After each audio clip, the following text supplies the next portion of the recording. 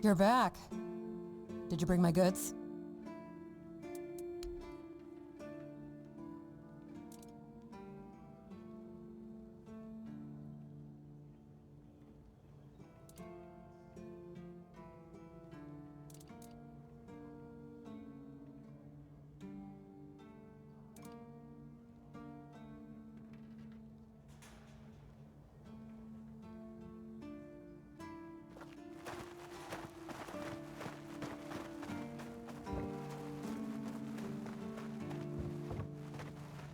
Welcome! In the name of our eternally reigning Majesty King Arthur and the Knights of the Round Tables. I am obliged to inform you that fighting those who actively break the law and reject the rule of the crown is the duty and pride of every subject. As Camelot's representative, I will be paying a bounty of 10 gold pieces for the death of each bandit roving the area, as long as adequate proof is provided. I also recommend checking the bounty board for information on wanted criminals, especially those considered particularly dangerous. Please, state your business. That's correct. My name is Killian. I was sent here from the capital to see how the Horns of the South are handling the bandit problem, and also to encourage the Keepers to fight.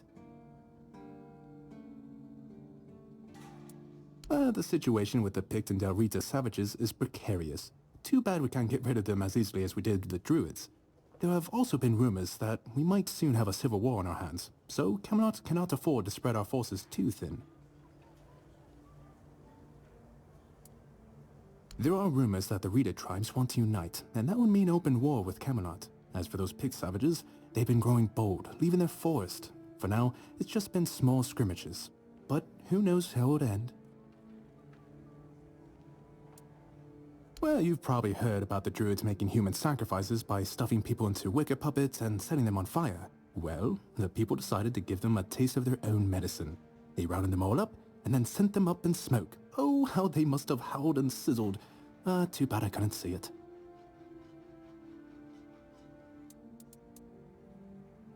Yep, made human sacrifices, prayed to the dark gods, brought the Wyrdness back. Bunch of bastards. Good thing they're worm food now. Most of them, the survivors have supposedly taken refuge with savages in the woods, and one of them is rumored to be hiding in the Horns area. But whether that was before or after the Charred Conclave, I don't know. Would you like to hear about him? His name was Slaudyard. He was lurking near Blood Lake, a small pond where they used to throw the bodies of executed convicts. They say he would fish them out and use his magic to turn them into undead monsters. Supposedly, he started needing some fresher corpses, so he slaughtered one of the Keepers. The Horns organized a manhunt. They found him and sentenced him to death. People say that the moment his body touched the surface of Blood Lake, the water turned red and it's been scarred since that day. Some say that Slaudyard came back from the dead and seeks revenge. But if you ask me, it's just a tale by local simpletons. I don't really have much more to tell. It's hard to get any updates here. I only know that the new Lancelot has not been very popular, and that's putting it mildly. The Witch Morgane would have been burnt at the stake long ago if everyone weren't so afraid of her. And then we have the commoners who seem to keep forgetting their place, and loudly demanding changes. Everything is falling apart.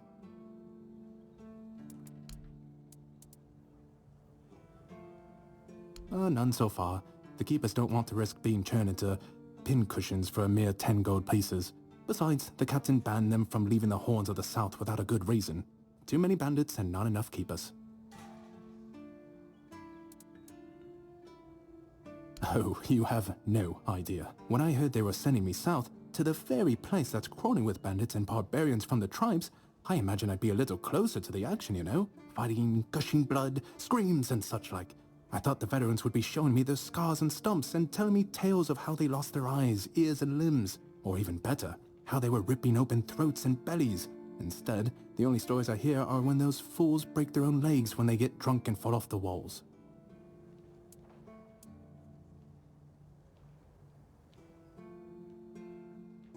I could be, but many people can swing a sword, but only a few have as sharp and bright a mind as I do. It's just that some people were made for fighting, while others are destined for greater things. Besides, watching and listening gives me enough satisfaction without needing to risk my life.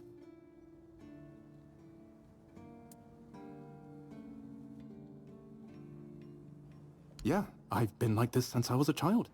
The moment an execution is over, I'm waiting for the next one. And there are quite a lot of them in Camelot. And I like to watch where Mum punished the servants with a whipping. It's just how I am.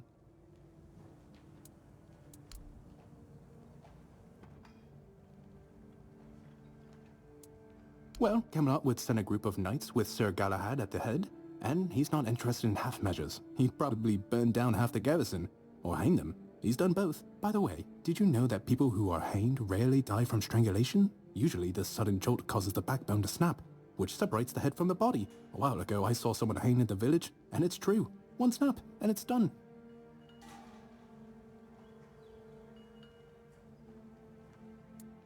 No matter what you say about him, he's very efficient.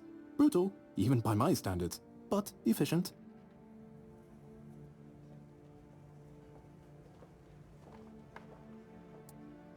Oh, sure, plenty. Did you know that apparently if you cut off someone's head, they don't die straight away, but remain conscious for a few moments? If someone dies in a damp, closed-off space, sometimes, but very rarely, their body creates a thin layer of wax on the surface of the skin. I heard that a body decomposes in water 4 times faster than on land. I need to think. If I remember anything, I'll let you know. Really? You fought bandits and killed them? Oh, I want to hear all the details. Here's a reward, but promise you'll tell me everything. Again? You really like killing, don't you? Do you shoot them with arrows from afar, or do you prefer to get right up close and watch the light fade from their eyes? I have so many questions, but for now, here's your reward. Oh, someone finally checked out the notices I was posting on the board.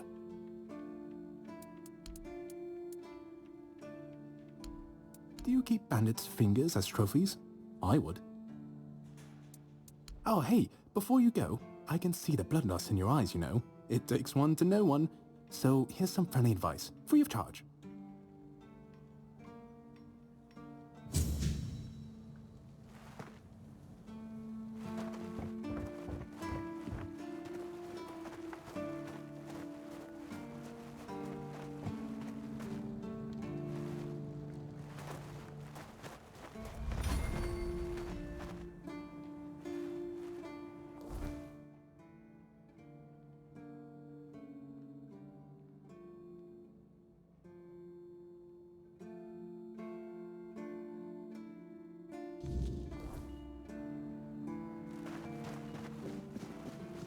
It's nice to have a break.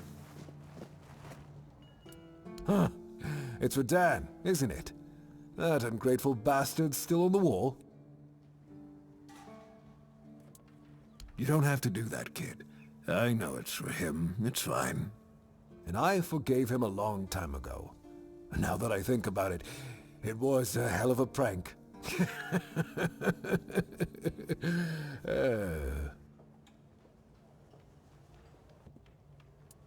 Well, he was right. I am old, but inefficient, stung a little bit. After all, I did my job well, and his sword is as sharp as Excalibur itself.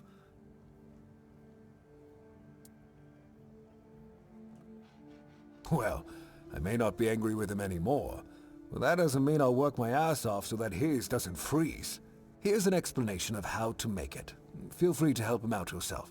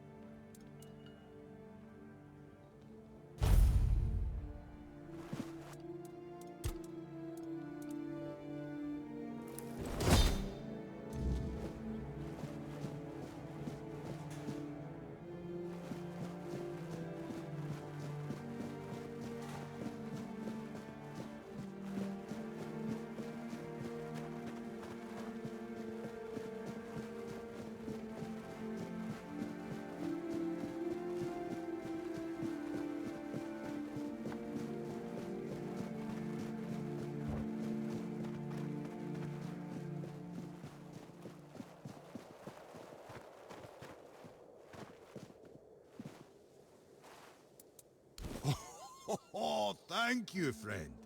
Let me repay your kindness. Even though I don't have much, I can at least tell you about something I saw a little while ago. It might be interesting for an adventurer like you. See those rocks near the shore? When it gets dark, sometimes I see a light there. I'm no sure what it could be though. A bandit camp this close to the Horns? Impossible. The Daliata?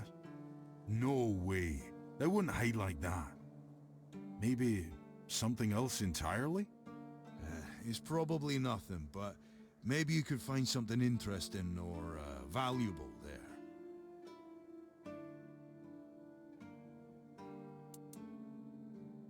Farewell.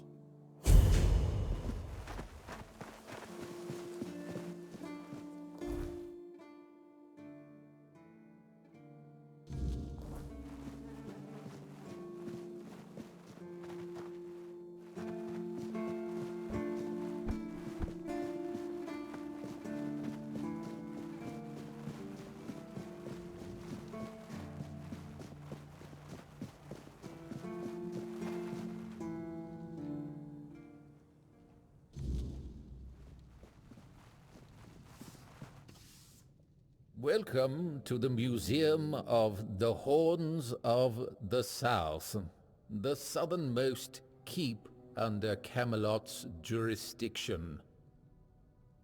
My name is Rydderic, and I will be happy to introduce you to the rich history of this fascinating place.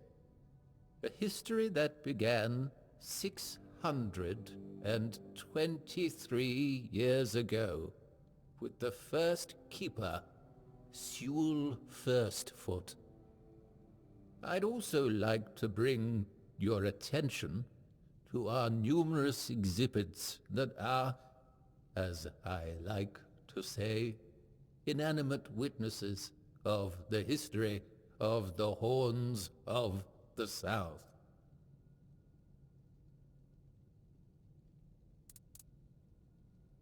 It began in the year 542. It is the crowning achievement of a group of keepers who were fascinated with Sewell Firstfoot. It took them years of tremendous effort to finally open an institution devoted to research and education, worthy of commemorating Sewell's great legacy. The first keeper of the museum was Gladwin Flanagan, who was personally appointed by Captain Berach the Black.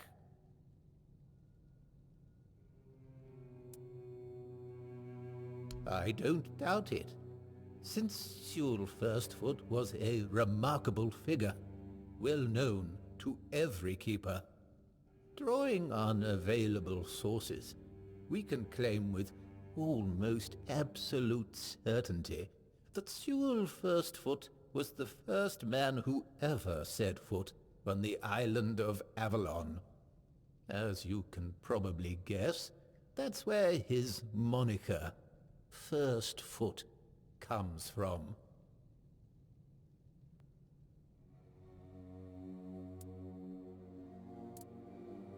Oh, of course. Sewell was an outstanding commander whose strategic mind, bravery, and charisma contributed to our capture of the South from the Four Dwellers. He was also the founder of the Horns of the South, so I can say with absolute conviction that if it were not for Sewell Firstfoot, we wouldn't even be standing here having this conversation.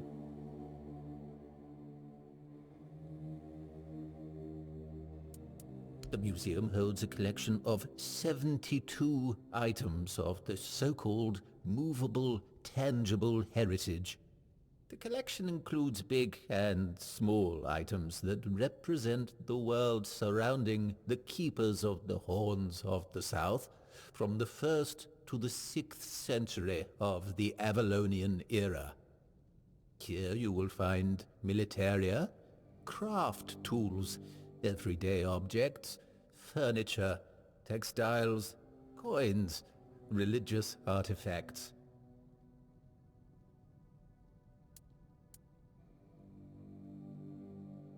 I'd say all exhibits are worthy of your attention, but I could point you to the ones I personally think to be the most notable, or subjectively, of course, the most interesting. Those would be the items that used to belong to Sewell Firstfoot. We have his signal horn, and also his boots. Those boots were the first to touch Avalonian soil. What is also worth mentioning is the tableware used by King Arthur himself during his visit to the Horns of the South in the 15th year of the Avalonian era.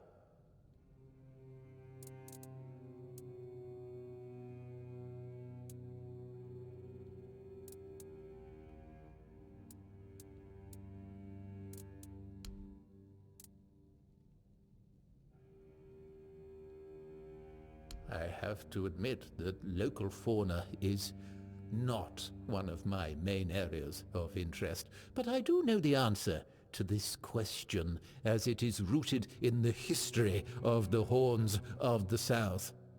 It used to be the case that a significant part of the daily catch was gobbled up by our troublesome coastal neighbors.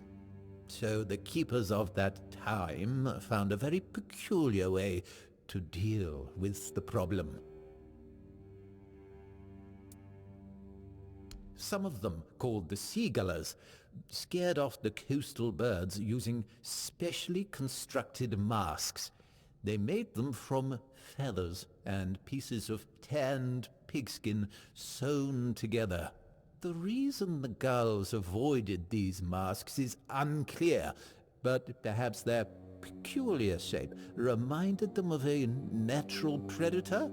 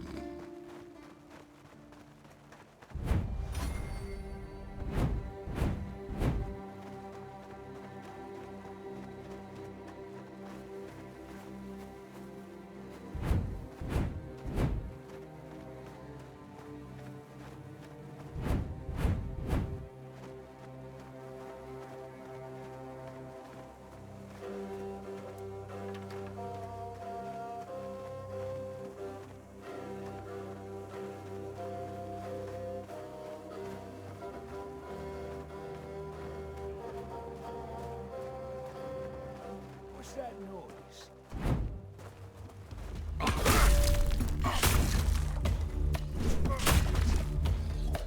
Ha! That's all you've got.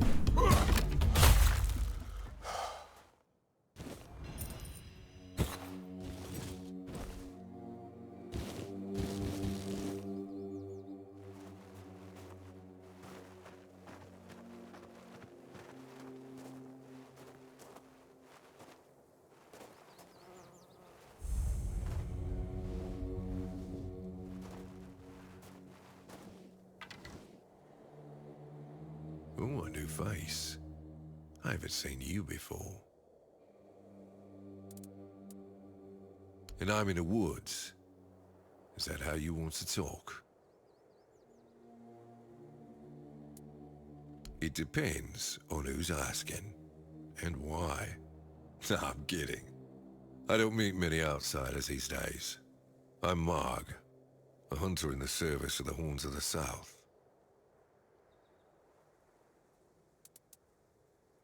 Everything is interesting around here. But ultimately, it depends on what you're looking for. No.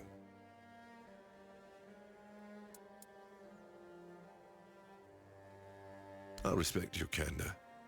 You need to understand that when someone enlists with the Horns of the South, he leaves his former self outside the walls of the keep. His old life, it loses all meaning. If someone comes here and gets political, well, they'll end up disappointed. Well, I don't know if you're aware, but becoming the captain is a curse for any true keeper. It's not the honor others on Avalon seem to think it is. Because the captain answers to Camelot and its representative, Galahad. So every captain needs to get political, whether he likes it or not. And the current Galahad is a real piece of shit. He burns people under any pretext whatsoever, or none at all. He sows terror. I have no respect for the man. I'm self-sufficient enough not to have to ask for help. However, I suppose I could help you. I could share some things I found out during my hunts.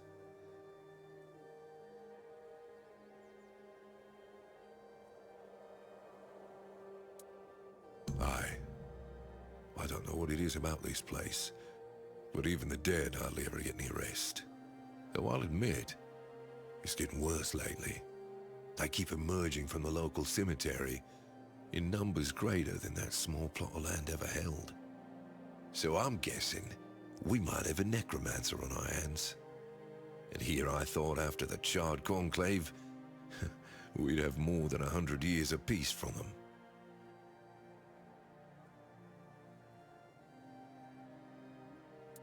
Only every century or so.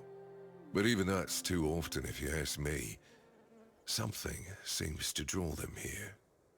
Well, it's probably all that death. The South has always been restless. And after what happened with the sunken village, I guess death has seeped into the very soil of this land. Must be quite alluring for that lot. Because I'm not stupid or suicidal. I can go up against a few undead, but their masters are a different story.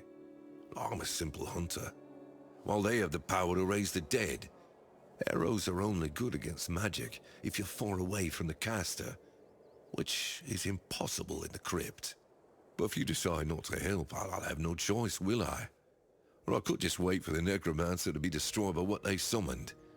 It happens sometimes, from what I've heard.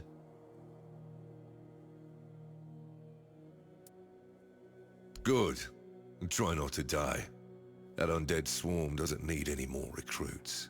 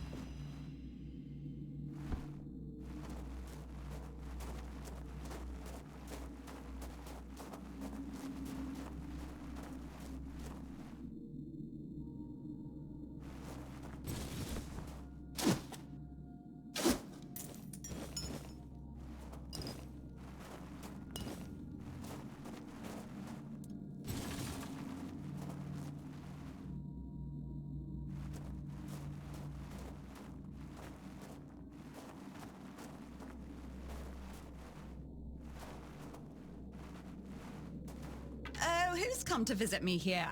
Surely you're not here to steal my treasures, are you? Oh, they call me all sorts of things. Evil spirit, lurking fiend, imp fae, nasty little thieving pest. But really, my name is Mog.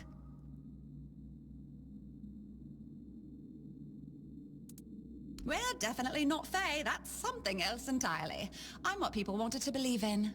The one who snatched their last coin for a beer, swearing they had it just a moment ago. The reason they can't find their left sock in the morning. The cause of a missing wedding ring, oh, so on.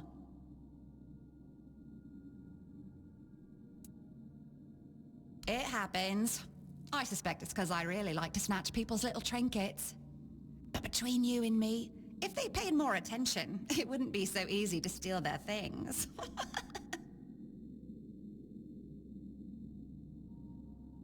Oh, you offend me in my own home. So not nice. Sure, it's junk to you now, but when you have to head out into the cold and can't find one glove, well, suddenly it becomes very important.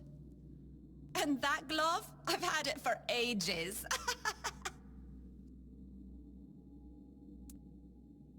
I'm just helping people appreciate the little things, because those are the only things that truly matter in life, right? At least that's what some bores say. Nah, it's just hilarious, watching you all lose your minds over a missing key or a sock. And I've been doing this for centuries. It's second nature by now. Oh, you shouldn't ask a lady such things, but you can ask me. I don't remember exactly. 9, 10 centuries at least, maybe more, 15, 23, I don't know.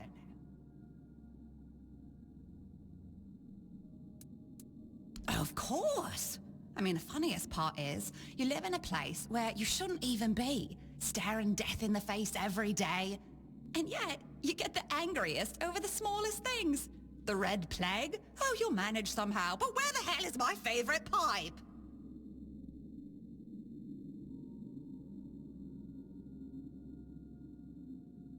What is it with you people and gold? I've been around for ages, I still don't get it. I don't give a damn about gold and jewels. You talk about them, you suddenly get all serious and pompous. I'm just here for fun.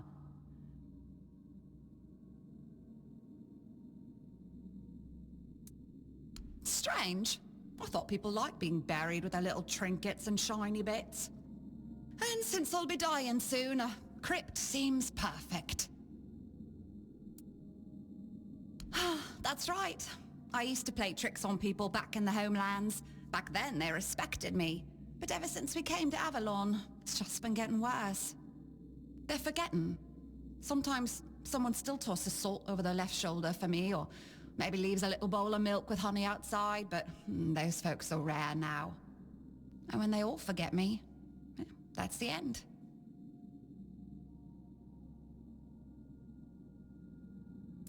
Yes. Is that so strange? You can convince yourselves that you have bad luck, illness, love. Why not an old crone who steals your pants?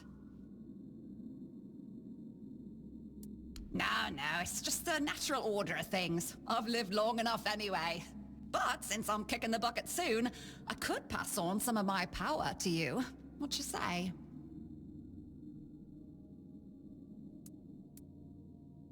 Well, before I give you some of my power, I just want something from you. Something stolen. Nothing big or expensive, just a little trinket. Just sneak into someone's house and swipe the shoes, or grab a wooden mug from the tavern. Will you do that for me?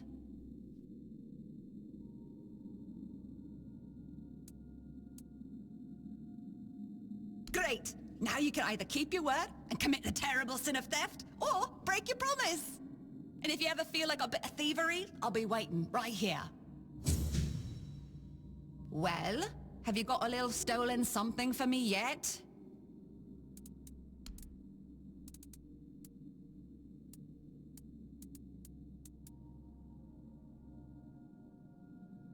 Yes, this is exactly what I was looking for. A human doing my work, I can't take it. You've been just a great source of fun. All right, time for my part of the deal, I guess.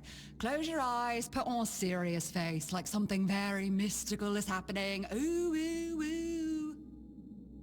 And done.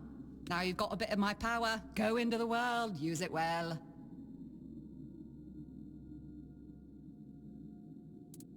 Oh, you must. Safe travels.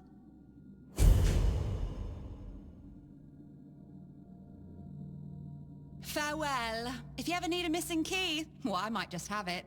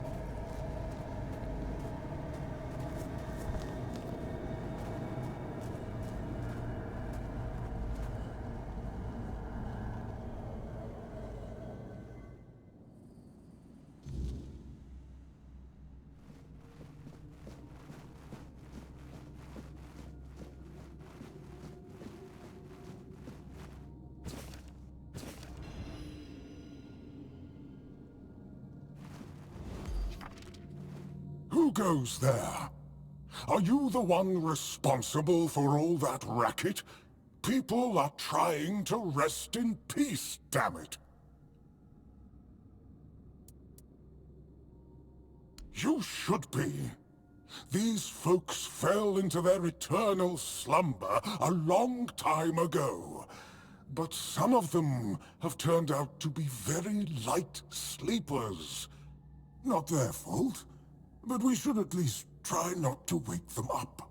I'm telling you, ever since people started burning their dead, it's like they've forgotten proper manners in places like this. My name's Wyrdness, and I am the keeper of this place. I look after the dead, or at least, I try to. It used to be much easier where they stayed in one place. Now I need to keep making sure they don't stray too far from the cemetery. But I'm not complaining. A little exercise is good for the body.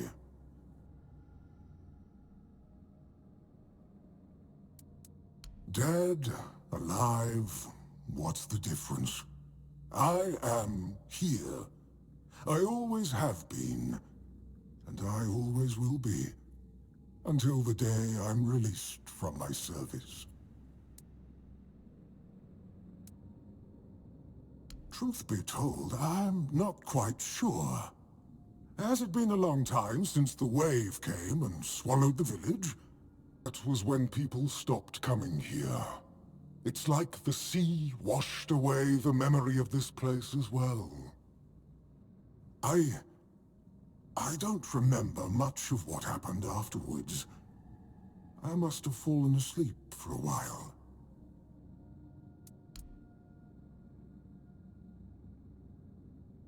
I know everything that happens here. If you're looking for some juicy gossip, Beggar from the third row south still has no idea where her husband is. They were supposed to be buried together, you see, but he never showed up. The scoundrel. Everyone here thinks he got remarried and chose to rest with his second wife. Not me. I think he probably got eaten.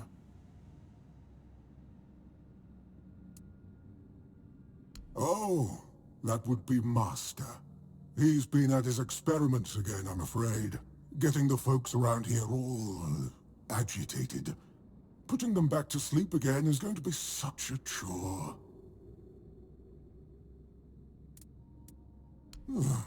Master is Master. He commands the dead. I don't know much else. I'm here to serve, not to ask questions. Dunno. Usual. Glowing chalk, candles, and dead bodies. I even saw some new faces recently, but they didn't stay long. You want me to betray his trust that easily? We barely know each other. I wouldn't tell you even if I could.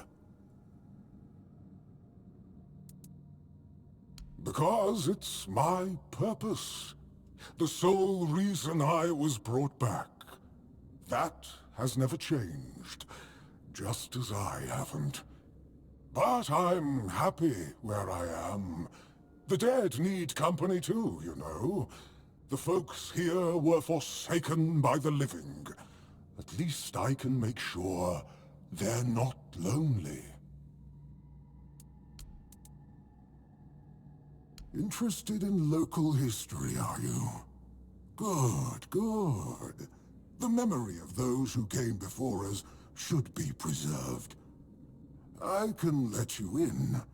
There is a small fee of 5 gold coins, for the upkeep of the cemetery, of course. It's constant work, as you can clearly see, and my petitions for additional funds seem to have fallen on deaf ears.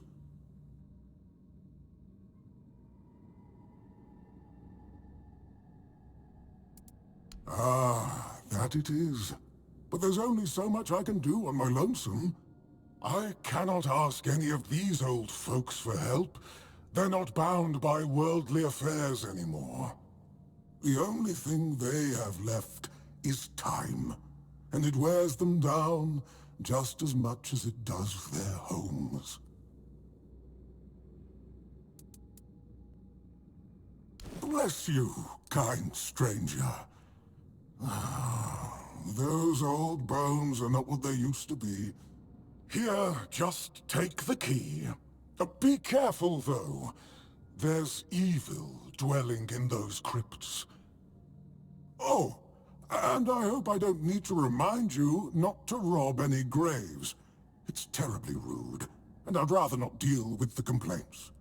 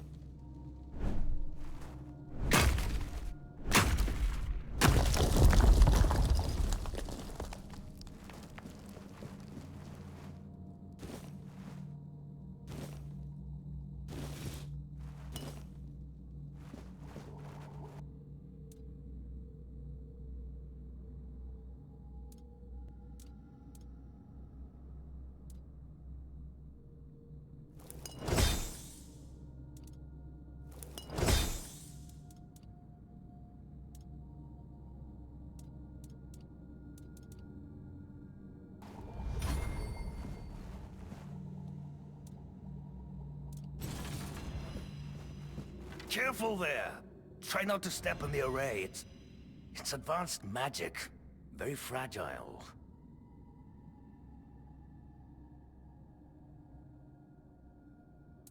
Stop. Well, what I am doing here is very important. Besides, I'm hardly hurting anyone. Well, anyone that matters, that is.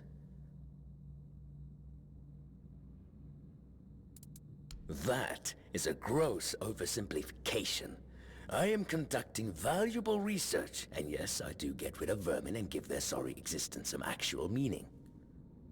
Posthumously, but, well, as they say, better late than never, right? Don't tell me you care about the lives of a few bandits.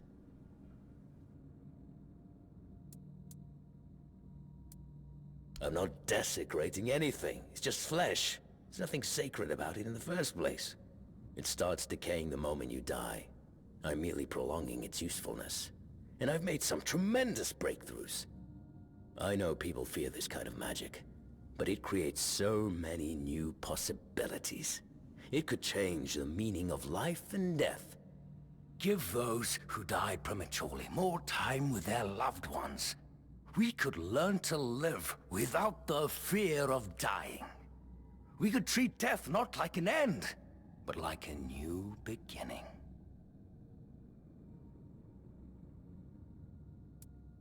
Don't enjoy it either. It's messy, and it takes up far too much time that could be better devoted to my research. Think about it this way. People who wrought so much misery on others could end up bettering the lives of everyone. I've made some tremendous breakthroughs. Oh, please. Is that the only thing people can think of when it comes to necromancy? What use would I have with an army? My ambition isn't to command the dead, but death itself. I aim to make Avalon a place where people won't have to fear it anymore. The problem is, I keep missing something. Raising the dead is easy, but I don't want mindless minions. I want truly living undead. Yet no matter what I do, it just won't work.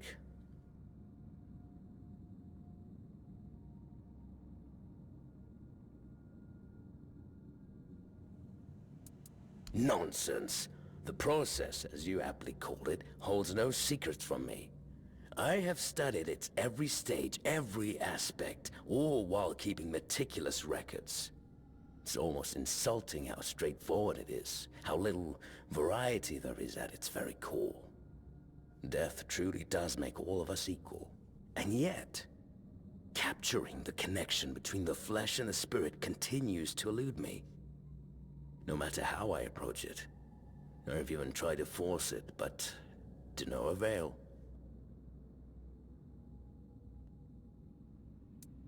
Wyrdness. You mean the servant? I'm not sure where you got that idea, but he is indeed merely a minion.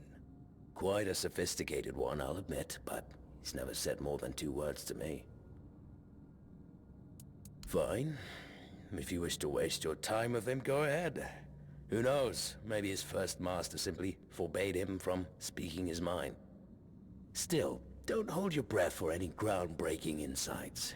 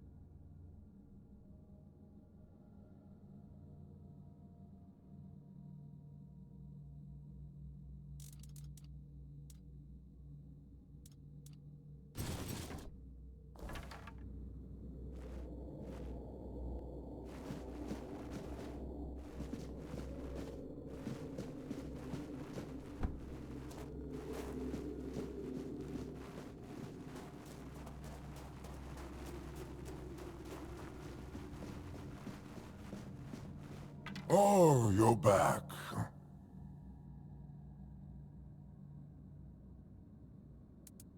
Ah, no. I just don't think we have anything to talk about.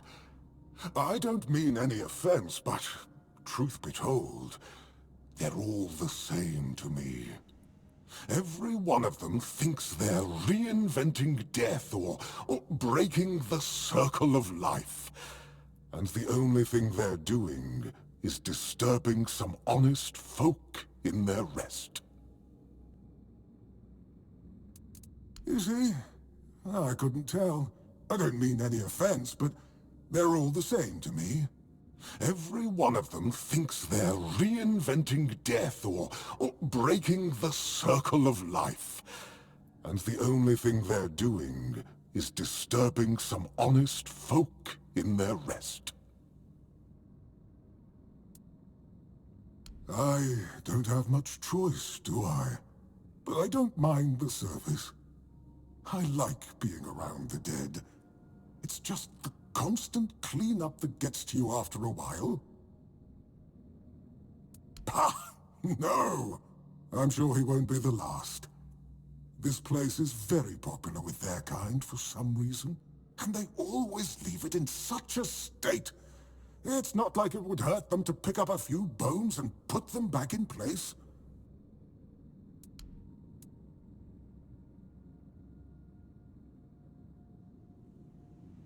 Oh, does he now? That's quite admirable. And rather unusual for his kind. Normally they act as though they know all there is to know, yet they always end up baffled by their failures. Oh, I'd love to help, but alas, I'm not certain I can. You see, death is intensely personal, and as such, quite indescribable. Well, whether you die alone or surrounded by loved ones, dying is the loneliest experience of our lives. It can't be shared or taken from someone. In the end, no matter how it happens, our death is the only thing that truly belongs to us. It's a potent experience, one for which there are no words, because there is simply no need for them. Nobody is meant to die and then return to tell the tale.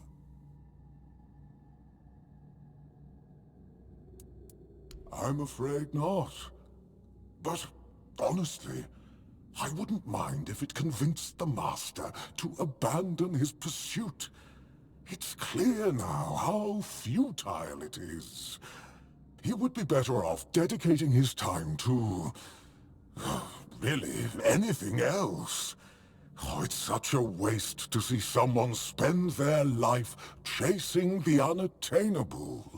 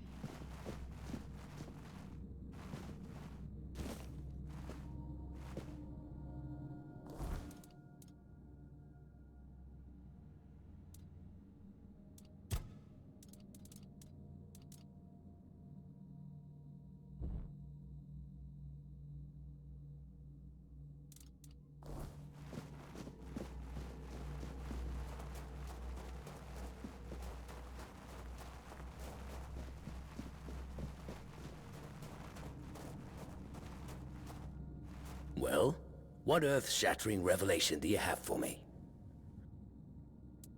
Are you threatening me? Are you out of your mind? Abandon my life's work when I'm on the brink of success. No! Tell me what the servant said.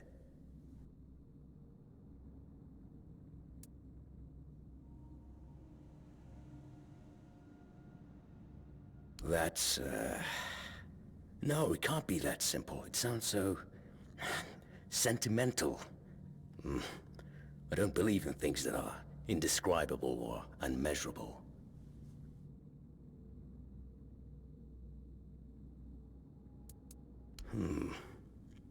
But how do I make sure I don't share the fate of the others? And how do I remain? Ah, that's it. Perhaps that's the very core of the problem. What's needed is a subject who is perfectly aware of what's happening. One who understands the intent behind everything. And that subject could only be me. Plus, there might be a few advantages to having an undead body. Let's see.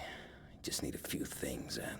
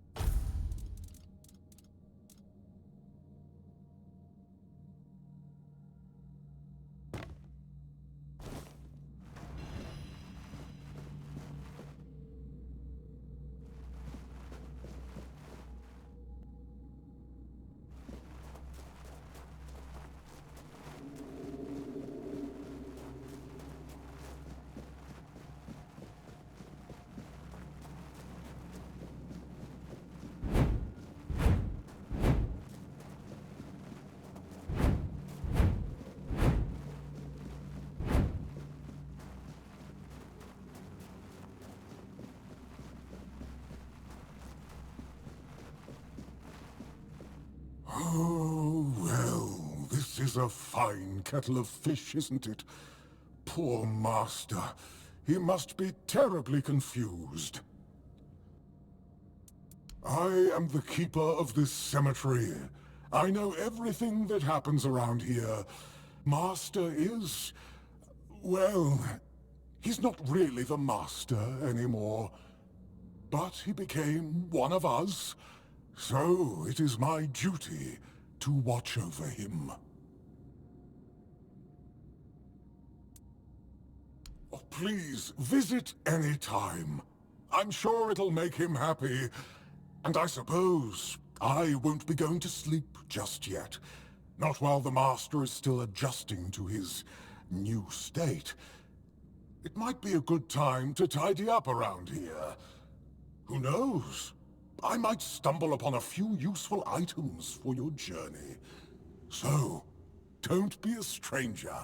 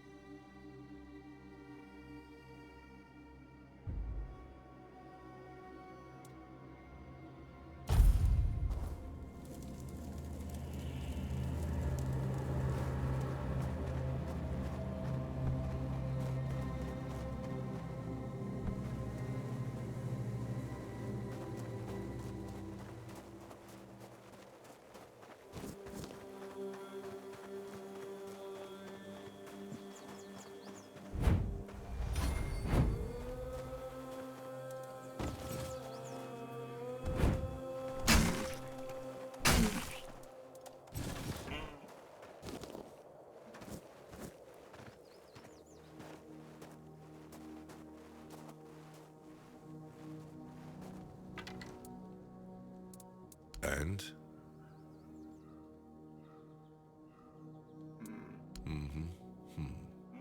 Your secrecy doesn't exactly inspire trust, you know. But I have no choice but to take your word for it. You can report back to the quartermaster that the job's done. But if the necromancer ever shows up to stir trouble again, it'll be your head. Since you've proven you're brave enough to face the undead, I take it you're not afraid of the night either, are you? I might have another job for you if you're interested. A little while ago, another traveler came through here bragging that he found a place where you could easily gather ethereal cobwebs. He was supposed to return with proof, but, well, I'm afraid he may have met an unfortunate end, as often happens. But I'm still curious about the place he mentioned. It's just a stranger who wanted to share the fire for a while. I'll never ask his name. I didn't see the point. There are those on Avalon who love the thrill of braving the night.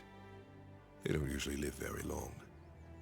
I think he mistook me for a kindred spirit. But the problem is, ethereal cobwebs can only be gathered at night. And I'm not exactly keen on needlessly putting myself at the mercy of the Wyrdness. I've got obligations to the Keep and my brothers in arms. I can't let them starve or freeze just because I'm a little curious, can I? When you wander through the Wyrdness and observe the creatures it has altered, you'll notice a strange substance covering them. That's ethereal cobweb. But no one knows where it comes from. Although some scholars suspect it's the Wyrdness in its tangible form. I thought it could only be harvested from the bodies of those changed by the Wyrdness. But if that traveler was right, then there might be an easier way. Or to build a weirdness-repelling fire, of course. Look, if you're ever out at night with no safe place to shelter, ethereal cobwebs can save your life. It's like a temporary personal menhir. That's good. Hand me a map. I don't know the exact location, but you should find it in this area. Good luck.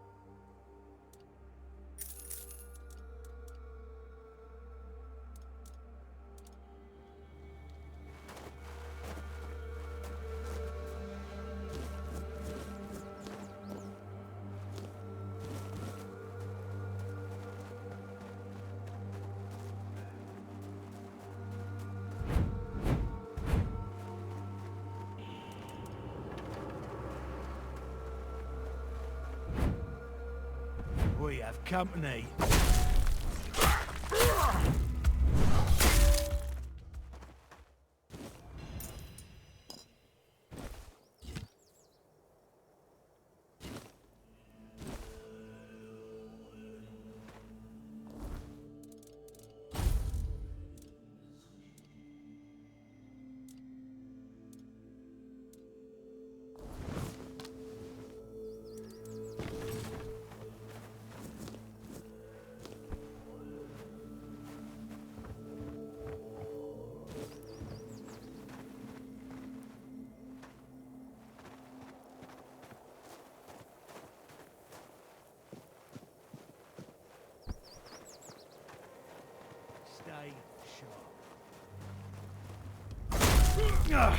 I'm not beaten yet!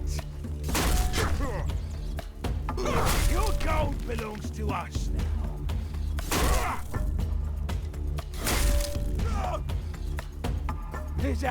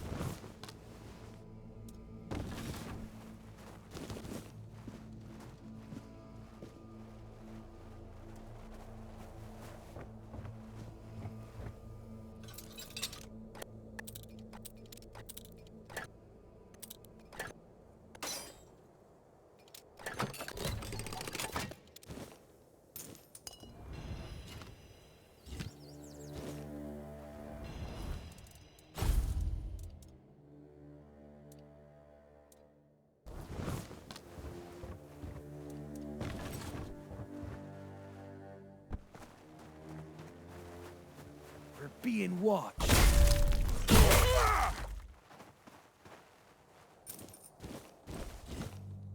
Your gold belongs to us now. We'll bleed you. This is my lucky day. Say your prayers.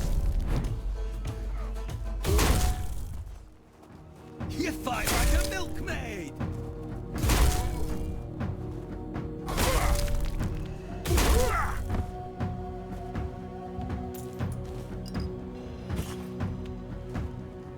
I'm tougher than I look.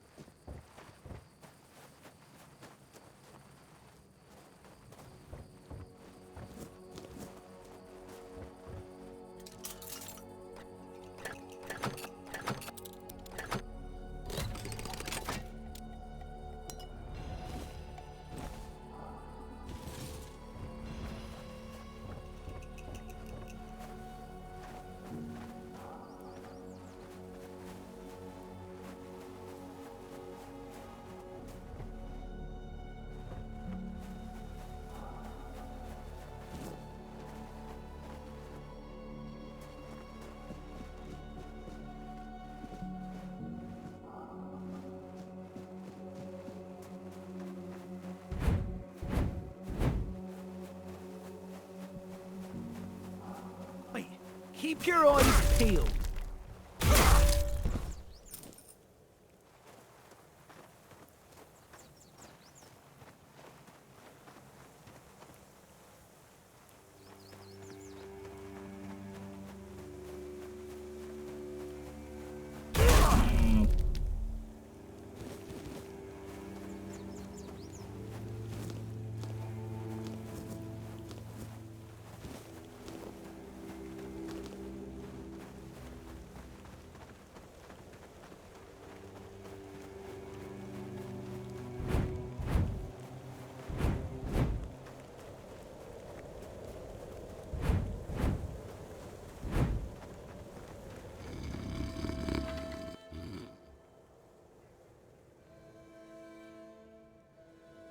Pix and Dalray here, yes. And they say I'm the drunk.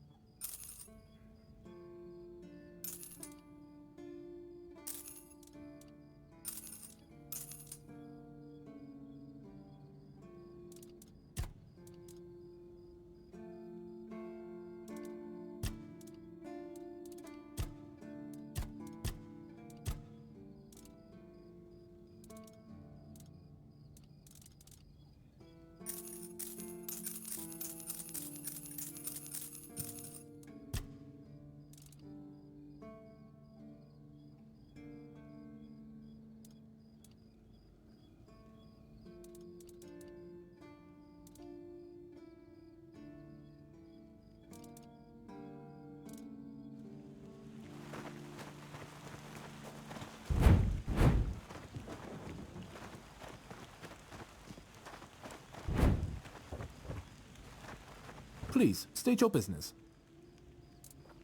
Incredible. There's an ogre. As if by bring me... Go chop off... Do you keep...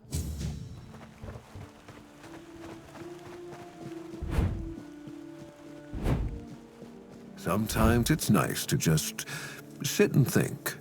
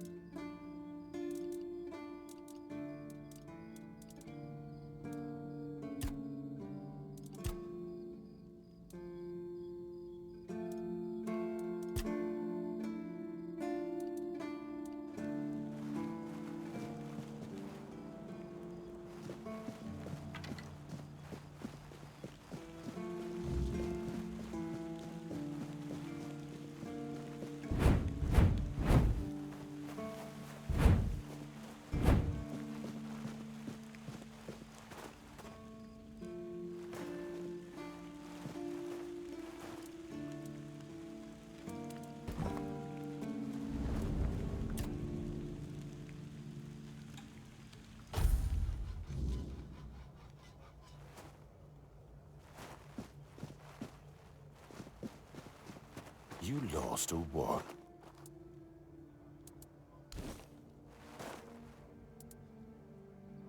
Yes? Did you find out what's been happening out there?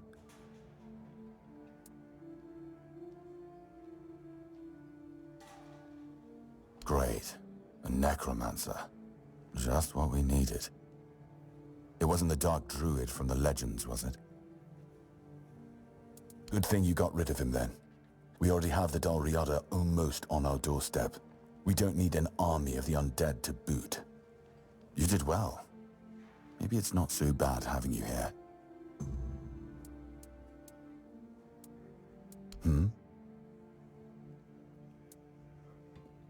You've done your part in proving your worth. All right. You deserve the truth. You won't find the captain at the Horns of the South. He ordered us to lock down the keep, and then he disappeared. I have my suspicions about where he might be, but I can't say for sure. And frankly, I hope I'm wrong.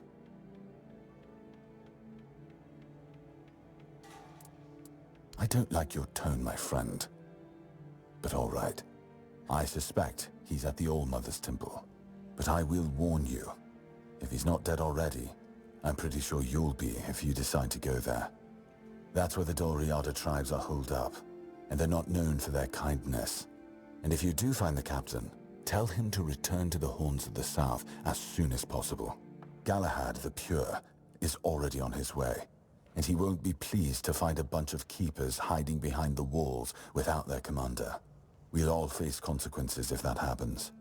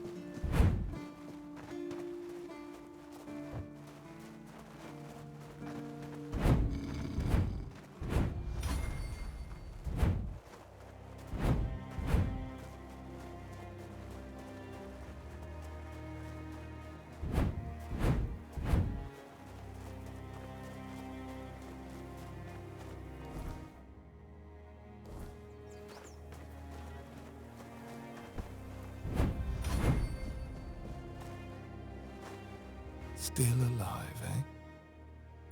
Farewell, Wanderer.